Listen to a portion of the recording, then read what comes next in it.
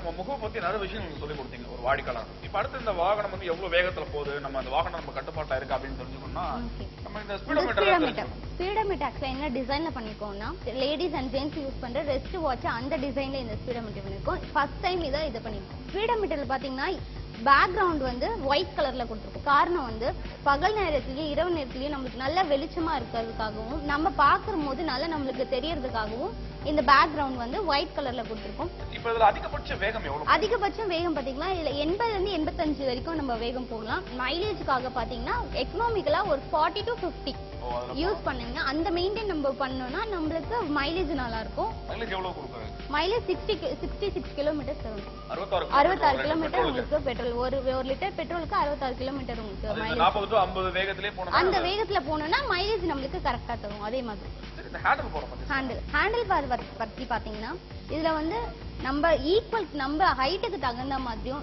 யார் இதை ஓட்டும் போது அவங்க இதுக்கு தகுந்த மாதிரி கை அளவுக்கு தகுந்த மாதிரி ஹைட்ல கொடுத்துருக்காங்க. நம்ம ஹேண்ட் வலிக்காத அளவு ஷோல்டர் எல்லாம் வலிக்காத அளவுக்கு ஈஸியா கம்ஃபர்டபுளா நம்மளுக்கு ஃபிட் ஆகுற மாதிரியும் ஹேண்டில் கொடுத்துருக்காங்க. இந்த பட்டன்ஸும் நமக்கு சாஃப்டா யூஸ் பண்ற மாதிரியும் கையெல்லாம் வலிக்காத அளவுக்கு ஈஸியாகவும் இருக்கும். ஆக்சுவலா இந்த மிரர் பாத்தீங்கன்னா லேடிஸ் யூஸ் பண்ற நெயில் பாலிஷ் அந்த இதுல இது பண்ணிருக்காங்க, டிசைனிங்ல பண்ணிருக்காங்க. மத்த இதுல வாகனத்துல பாக்கும்போது நார்மலா இருக்கும், இந்த மாதிரி டிசைன்ஸ் இருக்காது. அதுக்காகவே இதை நாங்க ஸ்பெஷலா பண்ணிருக்கோம். 2 நிறங்கள்ல இப்ப நெயில் பாலிஷ்ல நம்ம டபுள் ஷேட்ல கொடுக்குற மாதிரி அந்த மாதிரி ஷேட்ல பண்ணிருக்கோம். ஸ்பெசிபிக்கா டிசைனும் அதுக்கேற்ற மாதிரி நெயில் ஷேப்லயே டிசைன் பண்ணிருக்கோம். இப்ப நம்ம ஒரு நீண்ட தூரம் பயணம் போறோம் அப்படின்னா கால் வைக்கக்கூடிய லெக் ரூம் பாத்தீங்கன்னா ஆக்சுவலா வந்து இது மேல இருந்து கீழே இறங்குற மாதிரி பண்ணிருக்காங்க. ஏன்னா இது வந்து நம்ம ரீச் பண்ணும்போது கால் வலிக்காத அளவுக்கு லெக் வலிக்காத அளவுக்கு ஈஸியா எடுக்கலாம், ஈஸியா கால் ஹேண்டில் பண்ற மாதிரியும் நம்மளுக்கு ஈஸியா வைக்கிற மாதிரியும் இருக்கும். இங்க ஸ்பேஸ் பாத்தீங்கன்னா ஸ்பேஸ் உங்களுக்கு அதிகம். காய்கறிகளை ஏதாவது பேக் வைக்கிற அளவுக்கு இங்க ஸ்பேஸ் நிறைய ஸ்பேஸ் இருக்கு. இல்ல ஒரு ஹூக்கும் கொடுத்துருக்கோம். அந்த ஹூக்ல பாத்தீங்கன்னா நம்ம ஏதாவது மாட்டிக்கிறதுலாம் பேக் ஹேண்ட் பேக்ஸ் எல்லாம் வச்சுக்கலாம். அது இல்லாம குழந்தைங்களே ஏதாவது கூட்டு போகும்போது முன்னாடி நிக்கிற அளவுக்கு அந்த அளவுக்கு ஸ்பேஸ் ஏரியா எல்லாம் பாதுகாப்பா இருக்கும்.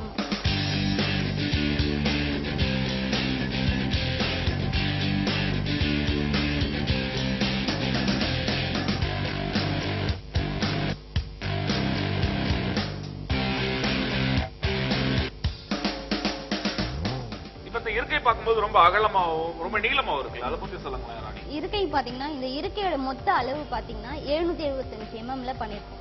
இந்த இருக்கை வந்து ரொம்ப பெரிய ஸ்பேஸ்ல பண்ணிருக்காரு. காரணம் என்னன்னா ஒரு 2 பேர் உட்காந்து 3 பேர் உட்காந்து போற அளவுக்கு நல்ல தாராளமா ஒரு ஷேப்போட பண்ணிருக்கோம். முன்னாடி உட்காரவங்களுக்கு கால் கரெக்டா ஃபிட் ஆகுற மாதிரி நம்மளுடைய ஃபிட் ஆகுற பாடியோட ஃபிட் ஆகுற மாதிரி அந்த நாள் தான் இந்த ஷேப்ல பண்ணிருக்கோம். இதுல 2 ஸ்பேஸா இருக்கும். முன்னாடி உட்காரவங்களுக்கும் பின்னாடி உட்காரவங்களுக்கும் நல்லா தாராளமா இருக்கை உட்கார அளவுக்கு பெருசா பெரிய பிராடா பண்ணிருக்கோம். இந்த இருக்கை கடையில இந்த பொருள் வைக்கக்கூடிய இடம் கண்டிப்பா இந்த பொருள் வைக்கக்கூடிய அளவு பாத்தீங்கன்னா 21 லிட்டர்ஸ்ல பண்ணிருக்கோம். அதாவது என்னன்னா ஒரு பெரிய அளவு ஹெல்மெட் வைக்கிற அளவுக்கும் இதுல பெரிய இடம் இருக்குல்ல, அது அந்த ஹெல்மெட் வைக்கிற அளவுக்கு நல்ல தாராளமான இடம் வந்து நம்ம இது பண்ணிருக்கோம். அப்புறம் இந்த டேங்க் கெபாசிட்டி பாத்தீங்கன்னா 5.2 5.2 லிட்டர்ஸ் அளவு பெட்ரோல் இதுல ஸ்டோரேஜ் பண்ணிக்கலாம். அடுத்த முக்கியமான இன்னொரு விஷயம் என்னன்னா இப்ப இங்க பாக்கும்போது எனக்கு கூடுதல் ஒரு நல்ல ஒரு வெள்ளி நிறத்துல ஒரு கூடுதலா இது வந்து ஸ்டெயின்லெஸ் ஸ்டீல்ல பண்ணிருக்கோம் சார். ஆக்சுவலி இது என்ன மாடல்ல பண்ணிருக்கோம்னா லேடிஸோட பெண்டன்ட் அதாவது டாலர் செயின் போடுறோம்ல அந்த டாலரோட டிசைன்ல தான் இந்த பெண்டன்ட் டிசைன்ல இந்த ஸ்டைல் பண்ணிருக்கோம். வண்டியை பாக்கும்போது எனக்கு இதோட நிறமும் ரொம்ப புதுசா இருக்கு, அட்ராக்டிவா இருக்கும். அந்த கலருக்கும் இந்த இது வந்து ஸ்டெயின்லெஸ் ஸ்டீல்ல பண்ணிருக்கோம். அதனால அட்ராக்டிவா இருக்கிறதுக்காக ரொம்ப ஸ்டைலிஷாவும் உங்களுக்கு இருக்கும். இது வந்து நம்ம இந்த பின்னாடி இந்த கைப்பிடி இருக்கு பாத்தீங்களா, வாகனத்தை வந்து இதுதான் வந்து கட்டுப்படுத்தக்கூடிய ஒரு விஷயம். ஆமா கண்டிப்பா. மற்ற வாகனங்களை பாக்கும்போது கொஞ்சம் உயரமா இருக்கும், ஆனா இதுல வந்து சரிசமம் கொடுத்திருக்கீங்க. இது எந்த அளவுக்கு ஒத்து வரும்? இது என்ன காரணம்னா ஆக்சுவலா வந்து எல்லா வண்டியிலும் மத்த வாகனத்தோட கம்பேர் பண்ணும்போது இந்த ஹேண்டில் வந்து ஹைட்டா இருக்கும்.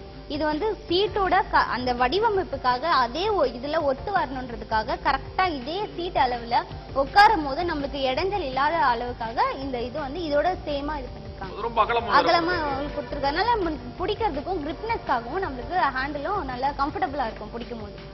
தனியா இதுல வந்து இந்த ஃபேஷன் அப்படிங்கிற ஒரு ஸ்கூட்டர் ஃபேஷனுன்ற பேர் காரணம் வந்து ஃபேஷனபிள் ஸ்கூட்டர், அதனால தான் இந்த ஃபேஷனும் வச்சிருக்கோம். ஆக்சுவலா இந்த நேம் வந்து இது பண்ணது வந்து ஜாப்பனீஸ்.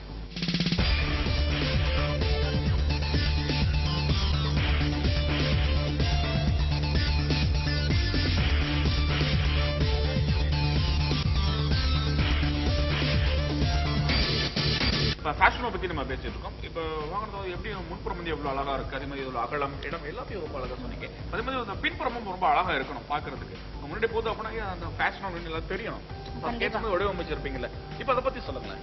முன்புறத்துக்கு தகுந்த மாதிரி பின்புறமும் இதுக்கு அமைச்சிருக்காங்க. பின்புறத்துல என்ன உங்களுக்கு முக்கியத்துவம் பாத்தீங்கன்னா இந்த டைல் லைட் கொடுத்துருக்காங்க. இந்த டைல் லேம்பும் இத முன்னாடி யூஸ் பண்ணிருக்கா இண்டிகேட்டர், லைன் இண்டிகேட்டர் ஃப்ரண்ட்ல யூஸ் பண்ணிருக்கோம். அதோட கவர் பண்ற மாதிரியே பேக் சைடும் அதே இண்டிகேட்டர், லைன் இண்டிகேட்டர் ரெண்டு சைடுமே யூஸ் பண்ணிருக்கோம். இந்த டிசைன் இந்த வடிவம் பாக்கும்போது இன்னும் டிசைன் பாத்தீங்கன்னா வண்டியோட இதுவாகுற மாதிரி அந்த டெலிஸ்கோப்பிங் சஸ்பென்ஷன் சொன்னோம்ல முன்னாடி, ஏரோநாட்டிக்கல் அது பத்தி இது ஏரோடைனமிக்ல வண்டியோட ஃபிட் ஆகுற மாதிரியும் அதோட ஷேப்ல வர மாதிரியும் இந்த ஷேப் பண்ணிருக்காங்க. இந்த மட்கார்ட் பாத்தீங்கன்னா யூஸ்வலா எல்லா வண்டியிலுமே ஒரு மட்கார்ட் சிங்கிள் மட்கார்ட் வரும். இதுல வந்து டபுள் மட்கார்ட் கொடுத்துருக்கோம். ஆக்சுவலா இதுக்கு கீழே இன்னொரு மட்கார்ட் இருக்கு, ரெண்டு மட்கார்ட் இருக்கு. சகதி அதெல்லாம் படாத அளவுக்கு அதோட இது தகர்த்து தான் இங்க மேல பட்டாலும் இது மேலதான் படும்.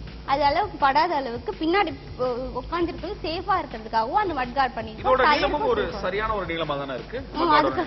அதுக்காகவும் வண்டியில ஃபிட் ஆகுற மாதிரி கரெக்டான அளவுல வந்து இந்த மட்கார்ட் கொடுத்திருக்கீங்க. யமகா ஃபேஷனோட முன்புறம் வந்து நீங்க டெலஸ்கோபிக் சஸ்பென்ஷன் பயன்படுத்திருக்கீங்க.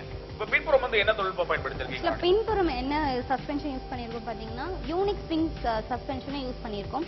அது எதுக்காக யூஸ் பண்ணிருக்கோம் பாத்தீங்கன்னா பின்னாடி உட்காரவங்களுக்கும் முன்னாடி வண்டி ஓட்டுறவங்களுக்கும் ரெண்டு பேருக்குமே பேக் பெயின் வராத அளவுக்கு கரெக்டான இடத்துல சென்டரா இதை பொருத்தப்பட்டிருக்கு.